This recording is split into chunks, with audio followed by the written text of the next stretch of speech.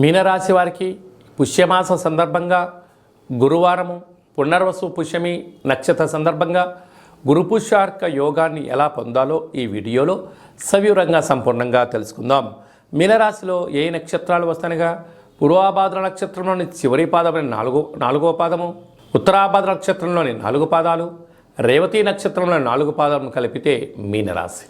చాలామందికి పుట్టినటువంటి కాల సమయంలో డేటా ఆఫ్ బర్త్లు లేనటువంటి కారణం చేత పేరు యొక్క మొదటి అక్షరాన్ని అనుసరిస్తూ ఆ రాశిని తెలుసుకునే ప్రయత్నం అవుతుంది. అవి ఏ అక్షరాలు ఒకసారి పరిశీలన చేద్దాం. ది, దుమ్, షం, ఝ, ధ, దే, దో, చ, చి అక్షరాల వారందరూ మీనరాశి జాతకులే. మీనరాశి యొక్క అధిపతి దేవగురు బృహస్పతి. ఈ తెల్లజిల్లడి యొక్క వృక్షంలో విఘ్నేశ్వర స్వామి వారే ఉంటారు. ఆ యొక్క పూర్వాభాద్ర నక్షత్రాధిపతి గురువు, ఈ పునర్వసు నక్షత్రము, అందులో గురువారం